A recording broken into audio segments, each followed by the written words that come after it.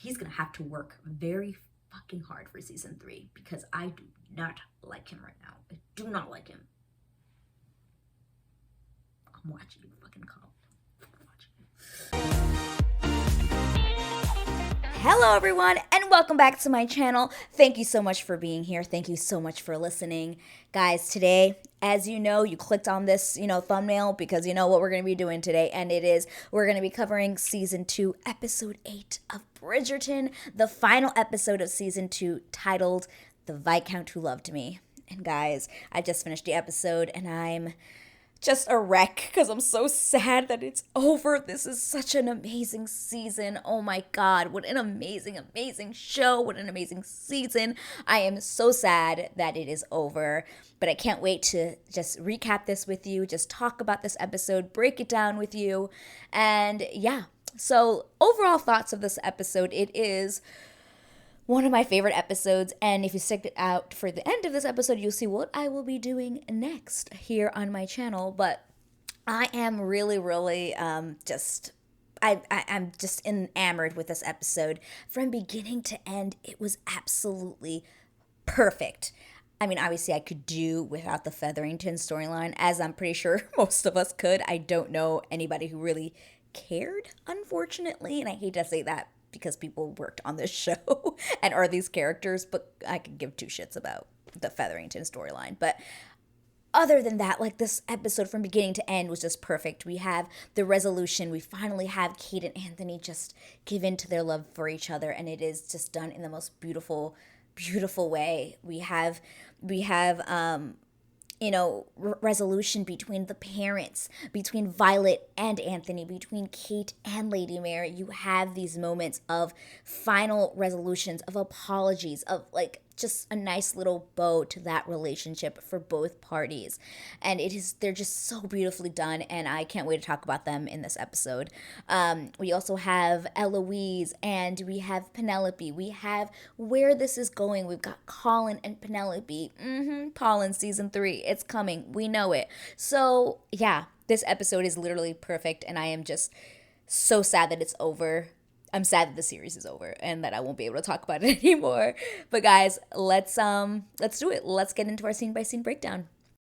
So, as you guys know, basically the episode starts off with Anthony rescuing Kate. As you remember, at the end of the last episode, he was chasing after her on her horse. Horse falls, can't make the landing, as they say. So, yeah. Kate falls off her horse, hits her head. Anthony goes and saves her, basically. Brings her back to her house, and you can just tell he is freaking, y'all.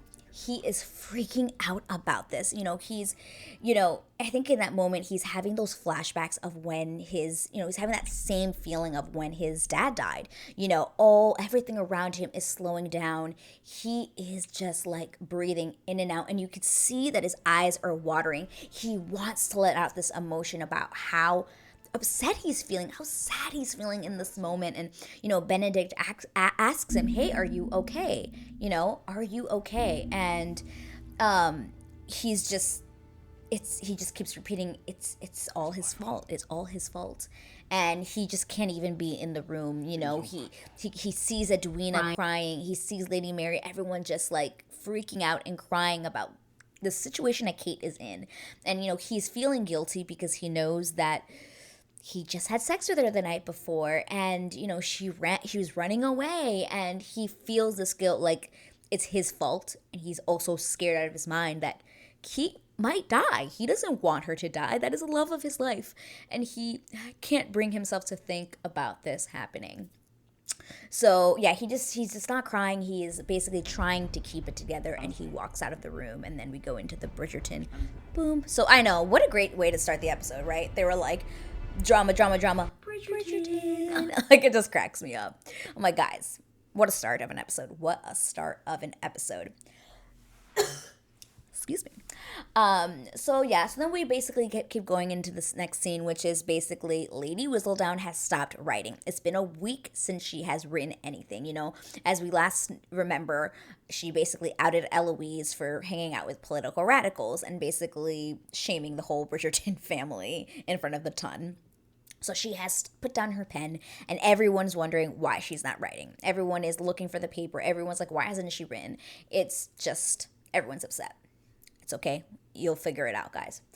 But we go back to basically the Bridgerton's household, and you just have Anthony basically freaking the fuck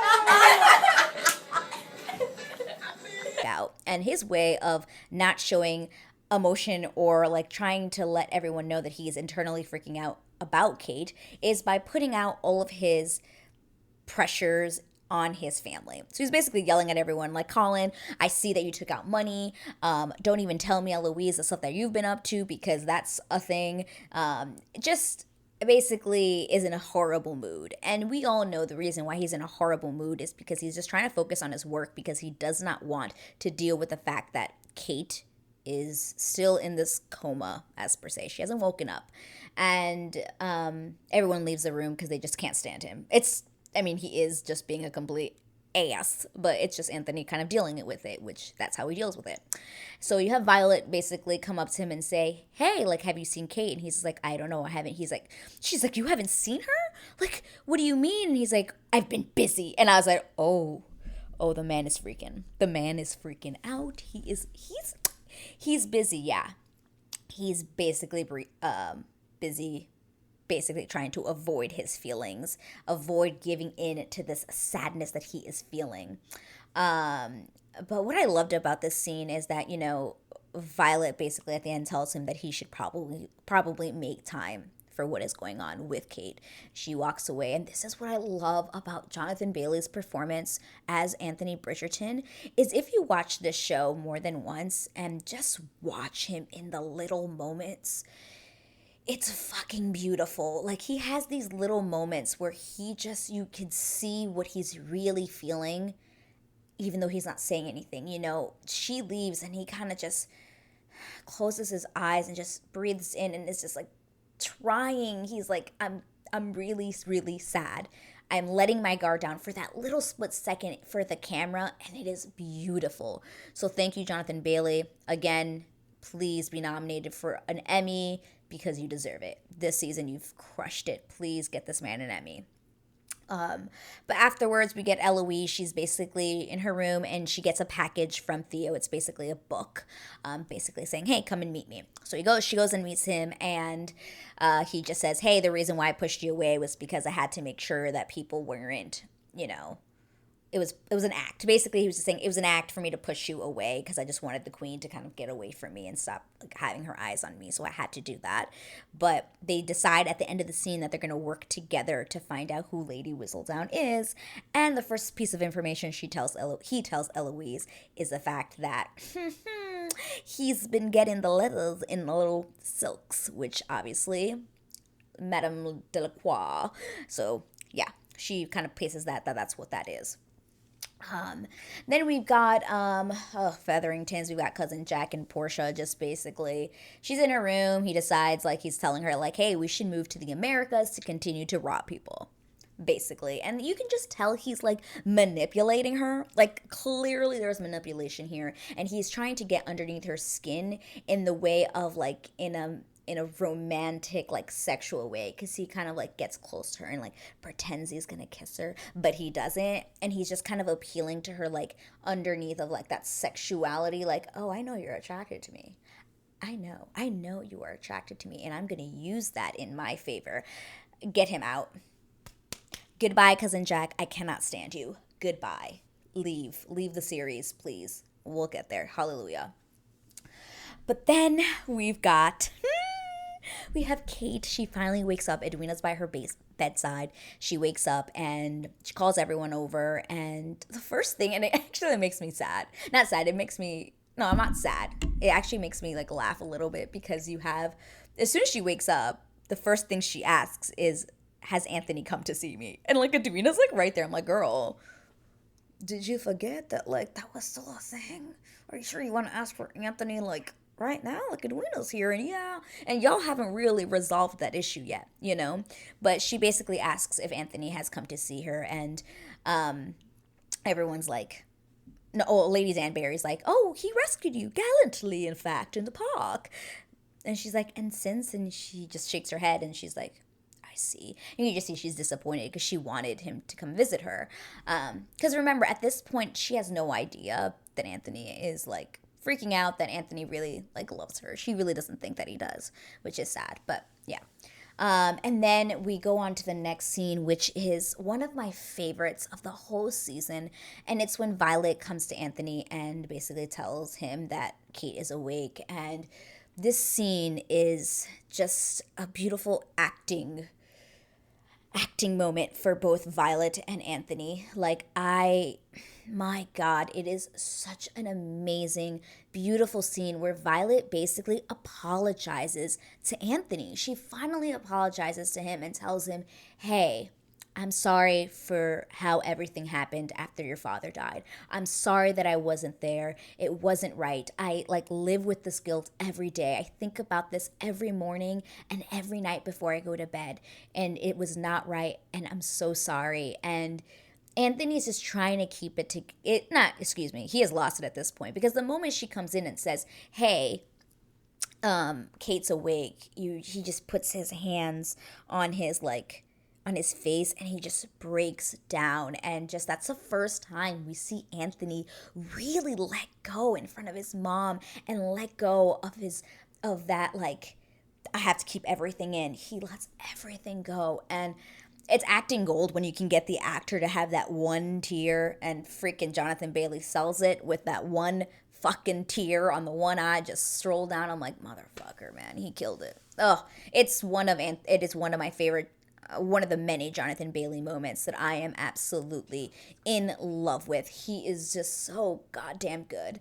But yeah, she basically tells him, true love is worth it. No matter what, do not lose her, Anthony. You cannot lose her. And he's just crying and he's like, I don't know. And I don't know. I don't know if I can deal with how fucking amazing that scene is. And it's just letting go of so much. But we basically move forward from that and we find out that Benedict, he's out at his school dealing with, having some painting fun with his friends and kind of like a girl he's kind of like sleeping with. I don't really know, but she like goes to the school. And basically we find out that the reason why Benedict got into school was because Anthony actually, he gave a large donation to the school. So that secured a spot for him in the art school. And everyone thought that he knew that. And he's like, at this point, Benedict just thinks that he got in because how amazing his art is. He's a good artist, which he is. But imagine someone telling you like, oh yeah, you only got into the school because like your rich family paid like a huge donation. That's the only reason why you got in, not really based on your talents. And that's hard for Benedict to hear. And as we move on in the episode, you kind of find out that I think he's trying to find his what does he want to do next, which I'm really looking forward to in season 3. So we move on to the next scene, which is Anthony visiting Kate. He finally goes. He shows up with these beautiful flowers, and he shows up into her room, and she's like, oh, like, okay, like it's awkward. Like the last time they actually saw each other was like when they banged. It's like kind of like a morning after situation, but really it's been the week after. So he basically apologizes and he's just like, hey, he basically apologizes for having sex with her the way that it happened. He's like, I didn't want it to happen that way. I took liberties and I did not want that to happen the way that it did. I did not want So I'm here to apologize. And she's like, yep, I know, it's okay. He's like, and I'm here to ask you to marry me. And she's like, wait, what? He's just like, yep, I'm here and I'm asking you to marry me. And she's just like, no, you do not need to propose to me. Because at this point, guys, she thinks that he just wants to marry her because of like duty, because he slept with her without like being married, basically. Because remember, back in the day, that was not allowed. Like even the idea of like, which is why purity pieces are so like, the earning is so good, because you weren't allowed to do anything in public. You weren't allowed to hold hands. You weren't allowed to kiss. PDA was not a thing. You had to wait till you were married to do that with your guy, and they're not even married. So yeah, she basically thinks he's just doing this out of duty and not necessarily out of love. Which at this point, I'm like, fucking Anthony Bridgerton. Have we not learned anything? Anthony? Literally, your mom is telling you that you love this woman, and you at this moment just decided to say, okay, I'm going to propose to her without telling her you love her? No, my Dios mío, le tengo que dar una braquita, le tengo que dar un aquí para que se despierte o algo, you know? Like, that was Spanish for I gotta hit him in the head, you know, so that he could wake up. That's basically what I said. So all of my Latin friends, you know, if you're here, comment down below. I'd love to meet you. But yeah, basically that's what happens. And at the end, she just tells him to go, and because she's like, no, I'm returning to India. I don't got time for this shit. And he's like, you're running away. And she just says, just leave. So he leaves, very sad. We were like, oh, come on. I thought this was the moment. Nope. They're going to make us hold up a little bit more. So then we go back to Eloise and Theo. They're hanging out at nighttime in the shop, putting together things, and they almost kiss. And it was so cute, but Eloise kind of moves back, and Theo kind of takes that as a hint that she's not interested in him, and kind of was just there to kind of experience being in the lower class kind of situation. I think he just takes it a little bit, he takes it the wrong way, but Eloise doesn't stop him, and it made me a little bit sad because like I'm like one of those people I like Eloise, and I like Eloise and Theo together. I don't read the books. I don't know nothing. The only thing I know is that in the books, she's supposed to be with Sir Philip, but he's with Marina. So I don't know where they're going with this. But yeah, just it brought a tear to my eye because I really want them to be together. And maybe season 3 we'll see them, I don't know, hit it off. I don't know. We'll see what happens.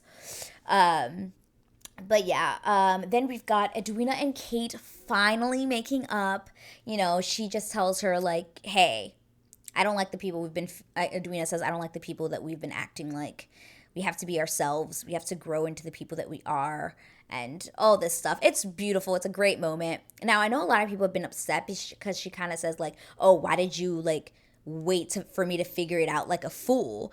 And at the same time, I don't agree with that because, like, she wasn't doing this on purpose. Like, it wasn't like Kate was like, yeah, I really want to, like, make my sister look like a fool in front of everyone, and she's never gonna know that I, like, love her, like, boyfriend. No, that is not the deal. That is not the deal. So, I don't know, that phrase kind of rubbed me the wrong way, kind of like it's rubbed other people the wrong way. So, yeah. I didn't get that. I don't think it was necessary. But at the end, they do resolve their issues, and yay, they're all happy. They're all happy again. And then we move on to get Gregory and Anthony have a moment together, which we never see. We've never seen Anthony actually have a heart-to-heart with any of his siblings, like a real heart-to-heart about their father, because Gregory is one of the youngest children, so he never met his dad. He never got to hear his laugh or get to hear or be around when he would play pranks on the boys. Like, he wasn't around for that. So he's never had that. And Anthony has been so focused on just being in his duty and just being the leader of this household that he hasn't really been able to share that love that he has for his siblings, or just talk to his siblings about what father was like, you know? And it was a really beautiful moment because you never see Anthony have these moments with his siblings, and he does say it that he's just been away for far too long. And you know, Violet, who's kind of been like, she's kind of looking behind the door, and she just feels really proud that she realizes, like, oh, he's gotten to this point. Like, we've made it. He's out of this, like, tunnel where he's like, no, my duty, and that is all I must focus on. My family is there. I care about them. But he never showed that emotion and that love towards them. And that scene just, solidified it. It's wonderful.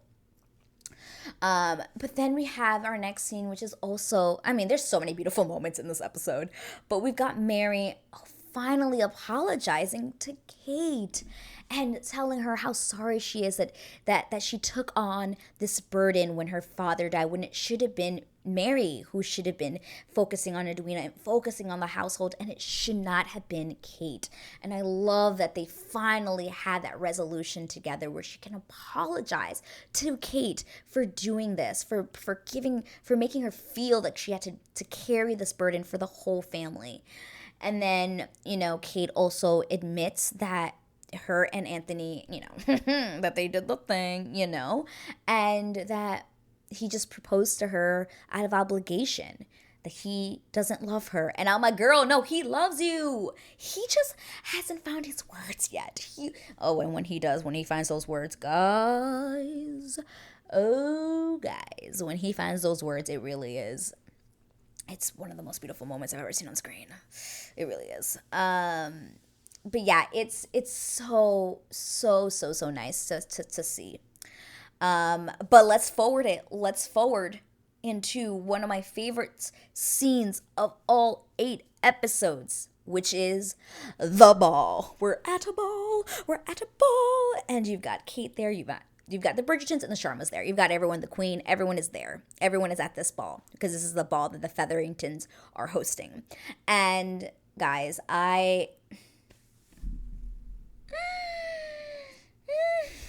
my god, I love it so much.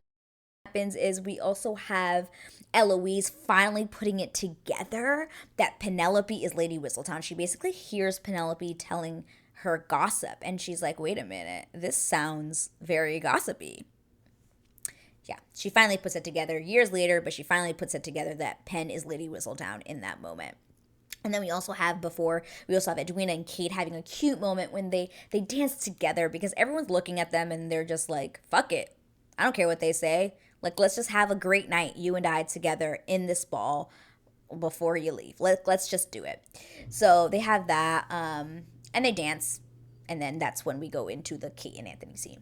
But then after that, then we've got Colin basically dancing with Cressida, and then he like takes off the little chain thing, and then I think he has like a plan in this moment, like, because when you're watching it the first time, you're like, what the fuck, like, what is he doing, what is he talking about, what is happening? But no, he finally he grabs Penelope and he takes her into like this room, and she's like, this is my favorite, Penelope's like, oh, but Colin, like, this is dangerous, because remember, you couldn't be caught with a guy doing like in any like inappropriate situation, because then you would be obliged to wed. And I'm thinking about season 3, and I'm like, girl, be alone in a room with Colin. You are in love with this man. You've been in love with him forever. Like, let it be. Like, live your best life in this room with fucking Colin. Like, she's like, oh, I can't wait for her to shed this fucking shy demeanor that she has. She's Lady fucking Whistledown. Like, be that person. Be her. I am so sick of this shy thing. Like, I need her to come into her own so that Colin could be like, yes, I want her. Ugh, I hate the shy thing. I want her to just give it in. But basically, yeah, this is the first time I will actually say that I actually liked Colin, because every other time I just don't like him. And that's why I'm worried about season 3. But he basically outs out cousin Jack, and just tells him, hey, this is fake. I've been looking into you. You're a fake. This isn't real. These aren't real rubies. This is made of glass. You're a liar. Give me my money back. How could you do this to these women who don't have a father or a husband? Like, and him not even realizing that this was all Portia's idea. Hilarious. But I'm literally like, thank you, Colin. Thank you. So we have that scene, and then like I was saying, this is like the first time that I actually ever liked Colin all season. Oh god, okay. Oh, so before they dance, then you also have Kate tells Anthony, perhaps I needed someone to steady me, make sure I was all right. I mean, my god, Anthony in this scene is so fucking cute. I cannot. He is so cute. And he says, he kind of stays behind, and he does like this 3-4 thing. And she says, are you going to ask me to dance? And he, one last time.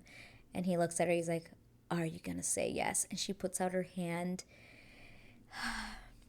And then they go out and dance. And like I said, wrecking ball. And here's the reaction. Here it is, because it's just so good. It's just so good.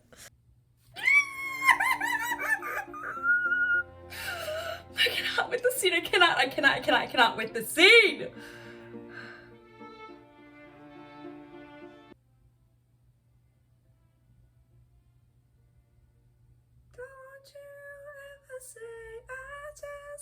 away, I will always love you. Oh my God.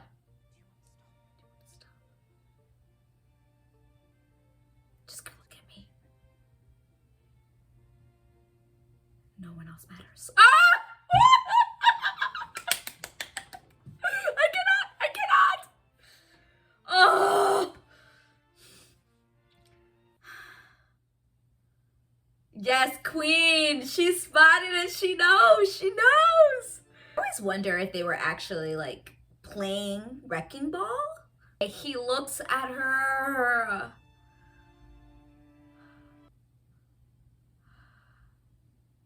God, she loves him and they want to kiss so bad and they can't. Oh, I just noticed that actually for the first time. Oh, she's really leaning into that kiss. Like she's leaning into that kiss.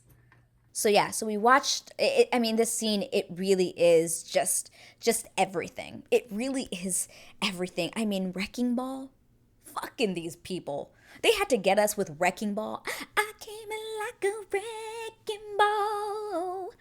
I never hit so hard in love. I said, I mean, could it be any more perfect? Oh my God. And then the way he talks to her, it's just a beautiful scene. I loved every second of it. I can't. I love it so much.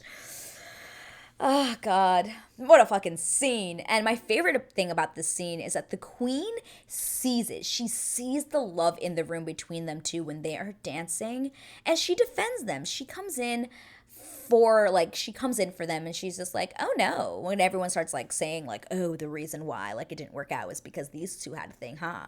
And she's like, no, it didn't happen because that wedding between Edwina and Anthony didn't happen because I said so. And everyone's just like, oh fuck, okay, the queen has spoken. The queen has spoken. But yeah, she comes through for them, and I loved that. I love that. So yeah, it's an amazing scene. I can't. Let's see what happens next. Big scene. Basically, Eloise tells Penelope that she knows. Penelope goes back to her room, and when she comes into the room, Eloise is in there, and she's just like ripping her room apart, and she finds like not like she doesn't have any evidence. Penelope's not that much of an idiot to keep evidence, but she has like lots of money underneath like these like boards in her room where she keeps all the money she makes. And Eloise is like, "Where'd you get all this money?" And, she just basically starts saying like, oh, today was in fact the first time I ever actually heard you. It almost sounded written. And Penelope kind of a little bit gaslights her because she makes her seem like she's crazy. That's what gaslighting is, just making someone feel like they're crazy for what they're saying, especially when it's right. But yeah, like she finally, she tells her, she's like, Penelope, I know it's fucking you. And Penelope eventually does admit that, she did it and she did it for her. And Eloise is like, no, you didn't. You did it for yourself. And she's just calling her out. And she's like, I look at you now, I don't even know you. All I feel is pity for you. And then, Eloise comes in with the burn, a heavy burn. She says, an insipid wallflower indeed, which is what Cressida calls her in like the first episode. So she like, what a burn. Eloise came in hard, like hard with that burn, like hard. And then Penelope kind of just, yells back at her, and she's just like, oh, well, at least I did something. You're just jealous because you have all these goals and plans and ambitions and you never do anything about it. And you're just jealous because I did something for me and I'm successful at it and you're just jealous. And Eloise is like, I wish to never hear or speak to you ever again. And walks out. And I will say the two actresses in this scene who play Penelope. It's Nicola, and I forget who plays Eloise. I'm not sure of her name right now. Can't remember. But yeah, they both did a beautiful acting moment. I really, really appreciated the emotion coming from both ladies in this scene. You really felt it. You really felt the stakes. What does this mean for their friendship? It really left a lot open for the next season. So I'm interested to see. They've got me.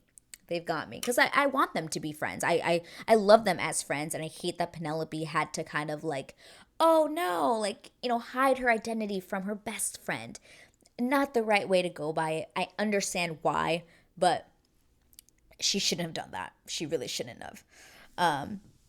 But yeah, so what blah, blah, blah, blah. Oh yeah, then we just go to Portia and cousin Jack. Basically, she's like, bye bitch, I'm a mother. Because Jack was like, we have to leave. We were gonna leave for the Americas tonight. We'll come for your daughters another time. And that's when Portia, and this is the only time I actually liked Portia, because I don't like her. She's such a mean person to Penelope. Like, she's just, I don't like her. But in this moment, I liked her because she stood up for her ground. She stood up for her daughters, for her family. And it was beautiful to see this woman in charge. Like, fuck no. I'm not going to do what you say, cousin Jack. Okay? I am not leaving without my fucking daughters. And she basically says like, oh, I had a paper forged that says that when one of my daughters has a son, all of the money and property will go to them and not you or anyone else in that line. And I said, oh man, she went in. So applause to Miss Portia for that, because I thought that was hot. Get it, girl. Get it. And then we go to fucking Colin. We went from really, really liking him to really hating him in like 10 minutes, or maybe even less than that. I don't really know. But yeah, you overhear Colin telling this group of guy friends that he would never dream of courting Penelope Featherington, not in their wildest dreams.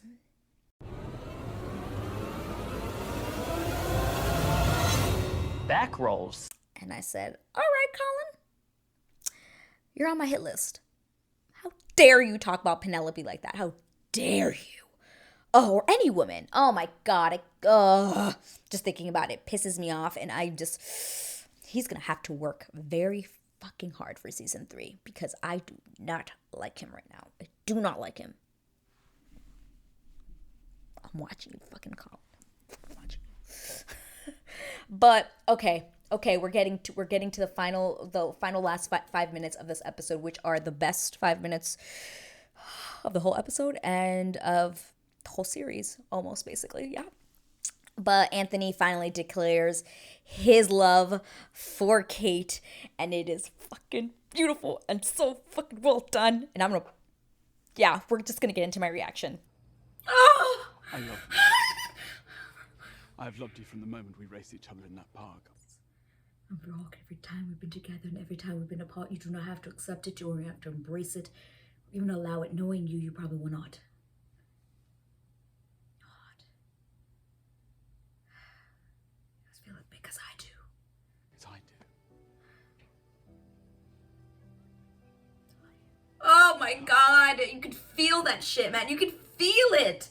My God, it's that realization when he sees it, oh my God, when he sees it. I know I am. But I will humble myself before you, because I cannot match my life without you. And that is why I wish to marry you. Oh my God, the writing, the fucking writing. Oh my God. Do not vex me. Is that a promise? Yes, it is a promise. Yes. Oh my God. Yes. It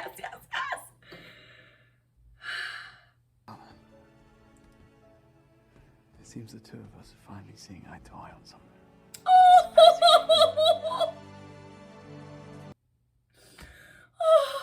They're finally so happy.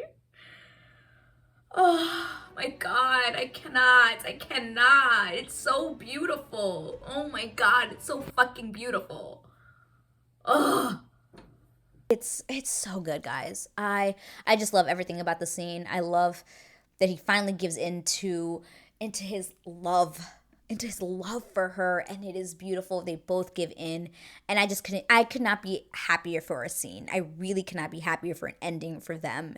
It's just perfect. But basically, after that, we've got Penelope deciding she is going to pick up the pen again, and she continues. It's cool. The narration starts off as Penelope, the actress, Nicola speaking, and then it turns into Lady Whistledown, and she continues. Basically, she just says, like, I'm back, bitches. And we'll see. We will see where that goes. So the last couple of minutes of this episode are basically the happiness of Kate and Anthony together. They're finally happy. There is nothing else in the world. They are now married. It opens up with like an after scene. I think it's been 6 months, and it's Anthony and Kate in bed together doing some naughty things. And he's like, Viscountess. I said, can I be your Viscountess? I volunteer! I volunteer as tribute. I mean, all of us are like, can we be? I'd like to be the Viscountess, please. I'd be next in line, please. Yes, anytime, please, please, please. But yeah, they have a beautiful, beautiful moment together. Just, you know, like together, and it's so happy. They're so happy, and it's the first time you see Anthony just smiling and happy to be with his woman, and yeah, we see some. Oh shoot, we see some stuff. I talk with my hands. I'm an actor, so I do everything with my hands. A theater actor specifically, because obviously if I was on TV, I could not act like this, because people would think I was crazy. I am a little bit nuts, just a little bit. But yeah, so we have that scene, and then yeah, it just goes into our ending. Here's my reaction right over here. Yeah, let's go into that reaction. Yeah, He is. Newton! I presume that means the game is finally started then. And I just love that they keep that like bickering, but it's like loving.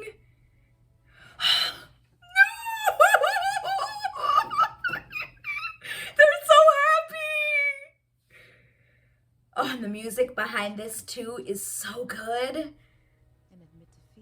Anthony Bridgerton is from behind. The thing that cracks me up though is like the whole family's there, just like watching them like make out. But it's so beautiful. I don't care. Yes, Daphne, you called it, bitch. Oh my God! And the way like her hand goes through his hair. I am dead. And they're so smiley and happy.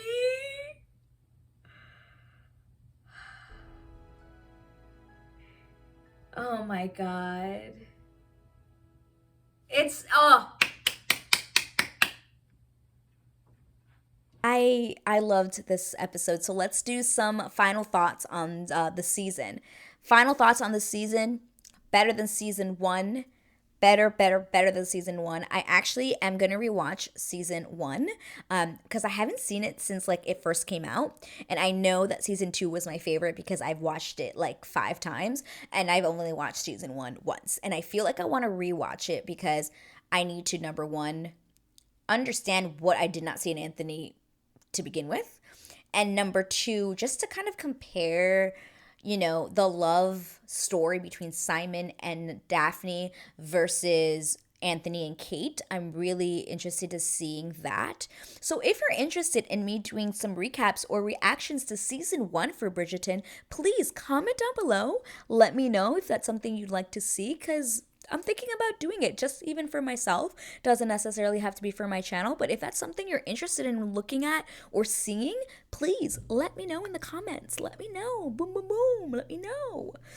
But overall, great season. I loved it. I'm very, very much excited for what comes next. So, speaking of what's coming next, guys, I want to talk about what is coming next for my next video. So guys, for the next video, I am actually going to be ranking all 8 episodes of Bridgerton. I am so excited to do that because, like I said, I loved this season. So please stick around for next week because I will be posting that video. Yep, I'm going to be ranking all 8 episodes and I'm really pumped. And then you can also hold out for the episode week after because I'm also going to be doing a character breakdown where I rank all of my favorite characters and just talk about them and just share that with you. And I hope you're interested in that. If there's anything else Bridgerton related that you'd like me to cover or talk about, please also comment that down below. But guys, thank you for being here. Thank you for watching my series where I talked about all 8 episodes.